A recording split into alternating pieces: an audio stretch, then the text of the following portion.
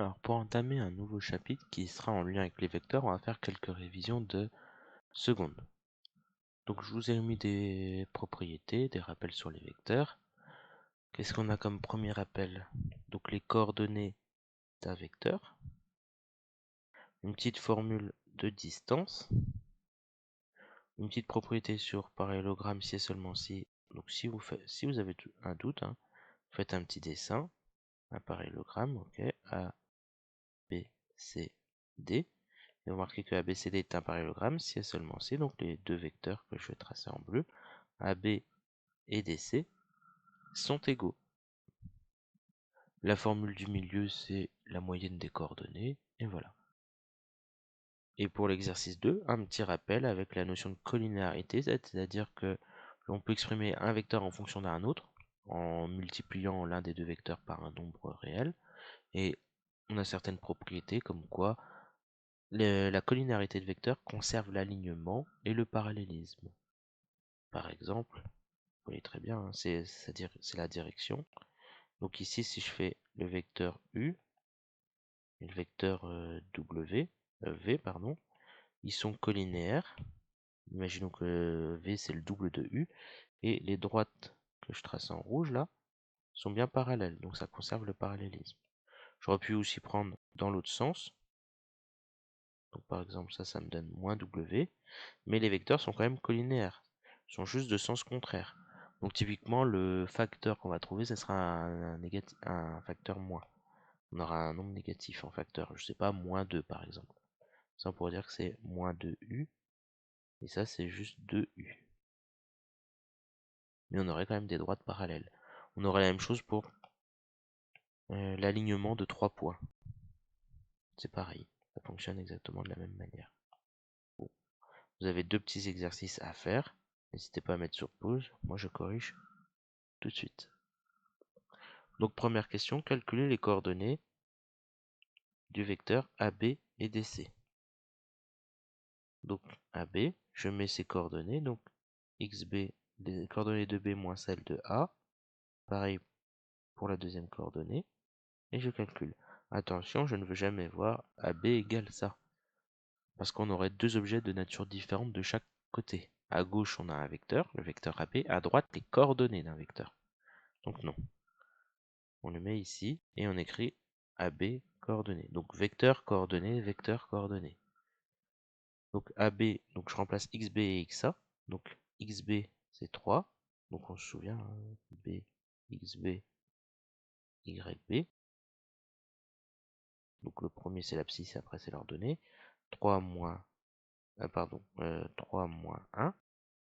XB moins XA. Et ensuite YB moins 1 moins YA, donc moins 3. On calcule 3 moins 1, 2, moins 1 moins 3, moins 4. On fait la même chose avec le vecteur DC. Donc les coordonnées du deuxième point moins celles du premier. On calcule ça tout simplement. Donc le vecteur DC on remplace. Donc XC c'était moins 3. XD donc moins 5, donc moins 5. YC donc 1. Et moins YD donc moins 5. On calcule. Donc moins 3 moins 5, donc moins 3 plus 5 ça nous donne 2. 1 moins 5, moins 4. Montrer que c'est un parallélogramme ABCD, on voit tout de suite que d'après la question 1, on a AB qui est égal au vecteur DC. Et donc ça, c'est la propriété que j'ai soulignée, qui est en haut à gauche. On a automatiquement que ABCD est un parallélogramme. Vous remarquerez qu'au niveau des vecteurs, c'est pas juste je prends les deux premières lettres, puis les deux suivantes. Les deux dernières, ici, donc AB je l'ai pris dans le même ordre, par contre l'autre j'ai inversé les lettres. Ne retenez pas quelque chose bêtement. Le plus simple pour retenir ça, c'est de refaire un dessin et de revisualiser la propriété tout simplement. Question 3, calculer la distance AB. Pardon, la distance AB, c'est, en termes de notation, c'est une double barre autour du vecteur AB, c'est-à-dire la norme du vecteur AB. Alors on n'est pas obligé de mettre ça à chaque fois, C'est juste pour rappeler un peu de vocabulaire sur les vecteurs, la norme. Et il suffit là maintenant, je calcule. Donc xb moins xa au carré plus yb moins yk au carré. Je calcule. Donc on va pas refaire les calculs, on les a déjà fait, hein, les trois quarts. Xb moins xa, c'est ça, c'est-à-dire 3 moins 1, c'est-à-dire 2. Je vais pas refaire tous les calculs. Yb moins yk, c'est ici. Moins 1 moins 3, c'est-à-dire moins 4. Qui me donne du coup 2 au carré plus moins 4 au carré, 2 au carré 4, moins 4 au carré 16, qui me donne racine carrée de 20. Racine carrée de 20, c'est racine de 5 fois 4. Je vais écrire dans l'autre sens, 4 fois 5. Ça n'a aucune importance, c'est juste pour pouvoir mettre racine carrée de 4 en premier, que ce soit plus logique pour lire. Et racine carrée de 4, ça nous donne 2, donc 2 racines de 5. Là, on a simplifié. La calculatrice fait très bien aussi ce genre de simplification. Donc là, à travers cet exercice, c'est juste pour rappeler coordonnées d'un vecteur, le lien avec parallélogramme et une petite formule de distance. Ça va nous être utile plus tard. Maintenant, des rappels sur la collinéarité. Mais le principal rappel ici, c'est ce qu'on va voir au début, c'est la relation de Schall. La relation de Schall, je vous fais un petit rappel tout de suite. Donc c'est quand on fait vecteur AB plus BC, on remarque que le premier vecteur termine par B et le deuxième vecteur commence par B, c'est-à-dire que quand je trace, je vais de A vers B, puis je repars de B pour aller vers C. Donc au final, qu'est-ce que j'ai fait? Je suis parti de A et je suis arrivé à C. Mais c'est exactement ce qui s'est passé là. C'est comme si on concaténait nos deux vecteurs en un seul. Et donc, si vous voulez, les B vont fusionner de telle sorte à ce qu'ils disparaissent et on obtient AC. Ça, c'est des calculs assez simples de la relation de Schall et souvent, on va passer aussi dans l'autre sens, c'est-à-dire on va casser un vecteur en deux. C'est-à-dire pour passer de A à C, on va faire un détour par le point B. Si je fais un détour, je casse le vecteur en deux, donc AB plus BC. Parfois, le point B ne sera pas judicieux, il faudra casser avec un autre point. Imaginons le point D. On aura AD plus DC. Parfois, il faudra casser en deux étapes. AD, c'est très bien, ça nous sera utile, mais le DC, ça ne nous est pas utile. Il faut casser le vecteur DC avec le point E. Ça nous donnera DE plus EC. Et peut-être que ça nous sera plus utile à faire des calculs. Ce sont juste des exemples, là, je n'ai pas dit que c'était important tout de suite, mais c'est une façon d'appliquer la relation de Schall de manière un peu différente. Donc là, l'exercice est censé quand même être un peu plus simple. On regarde. Donc, CE, si on s'aide du dessin, on voit que CE, c'est ce vecteur-là. On veut finir par DE. Bon, on voit qu'il manque CD. Tout simplement, c'est la relation de Schall. Vous complétez bêtement, hein. On commence par C, le deuxième vecteur commence par D, donc CD ici. Je vais la recopier. Donc CE, c'est CD plus DE. Ensuite, le suivant, CH, ça commence par CB. Donc le deuxième vecteur doit commencer par B et doit terminer par... le CH termine par H, donc PH. Deuxième question, montrer que CE, c'est une certaine expression. Ok. Avant de se lancer tout de suite, on regarde un petit peu ce qu'on a. On sait que CE, d'après la question précédente, c'est CD plus DE. Quand on ne sait pas, maintenant on regarde l'énoncé. Qu'est-ce qu'on a? DE. Alors, nous on veut moins DC. Et 5 tiers de DA. Très bien. Nous on a déjà du CD, donc avec ça je peux avoir moins DC. Maintenant je veux m'occuper du DE. J'aimerais bien avoir du 5 tiers de DA. Parce que c'est facile. Je reprends l'énoncé, je remarque que DE, c'est marqué ici, c'est 5 tiers de DA. Donc là, on était guidé par la question 1 et à terme, c'est de s'en sortir à faire la question 2 sans la question 1. Je vous montre comment on aurait raisonné, comment on aurait pu raisonner sans la question d'avant. Donc, on va s'en servir bien sûr, mais comment on l'aurait trouvé nous-mêmes? On veut le vecteur CE. La seule information, donc le point C, c'est donné par l'énoncé, ABCD est un parallélogramme, et le point E, la seule information qu'on a, c'est le vecteur DE. Du coup, on a besoin du point D. C'est pour ça qu'on va faire apparaître le point D. On va casser le vecteur CE avec la relation de Schall, notamment avec le point D. Donc, lorsqu'on casse le vecteur, ça nous donne CD plus DE. Et là, tout de suite, notre CD nous permet d'avoir DC, donc moins DC, très bien. Et DE, ben, on peut appliquer la relation donc, 5 tiers de DA. CH.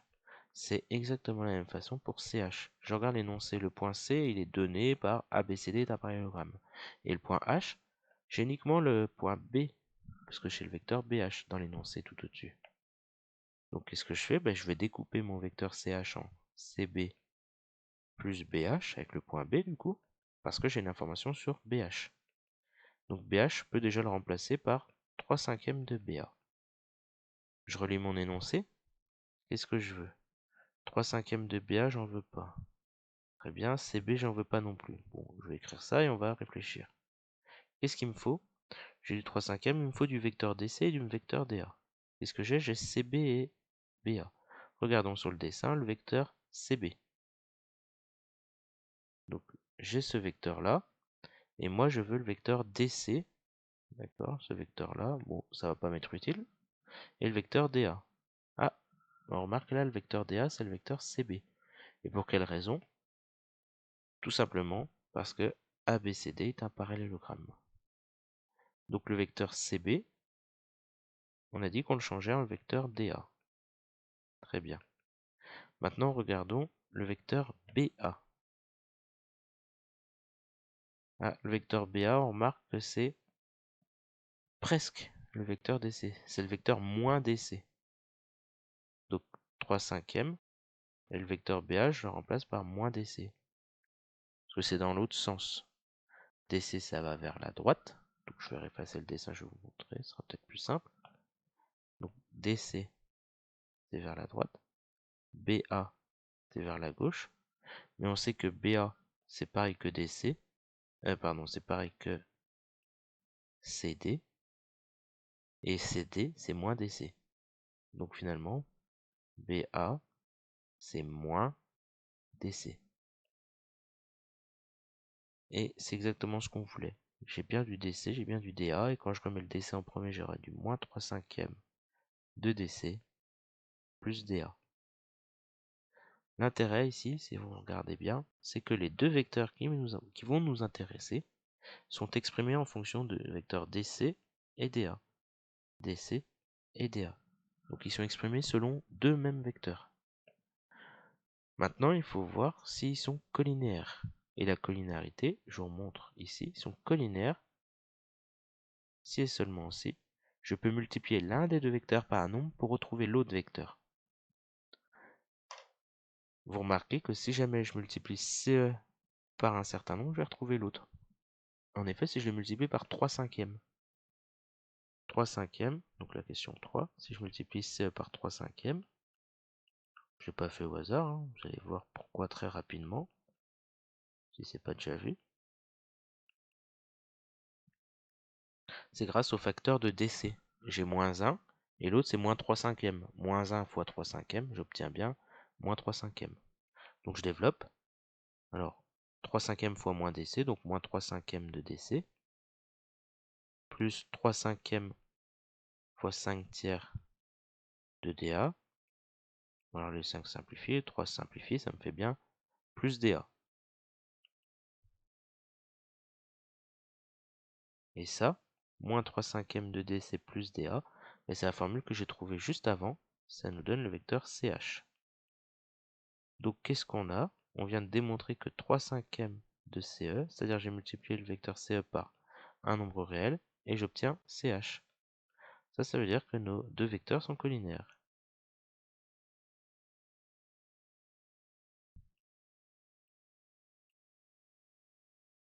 Et s'ils sont collinaires, ça veut dire souvent que j'ai du parallélisme de droite ou des points alignés. Là, ce sont deux vecteurs formés par 3 points. Donc, par exemple, j'ai mon point C, j'ai CE, CH. En gros, c'est à peu près ça. Bon, le E, il serait plutôt là, et là, c'est H. Voilà. Donc CE, CH, vous voyez bien que les points sont alignés. Si vous préférez, les droites CE et CH sont parallèles, elles ont un point en commun, donc ce sont les mêmes droites. Donc tous les points sur sa droite sont alignés. On peut raisonner ça aussi comme ça. Bref, à retenir, deux vecteurs formés par 3 points uniquement, mais on a de l'alignement entre ces 3 points. Deux vecteurs collinaires, bien sûr. Donc les points C, E et H.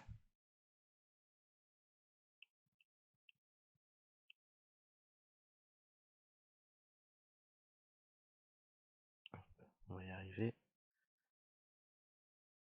Sont alignés. Et c'est ce qu'il fallait prouver à la question 3. Que peut-on conclure? On peut conclure qu'on a l'alignement de 3 points. Voilà.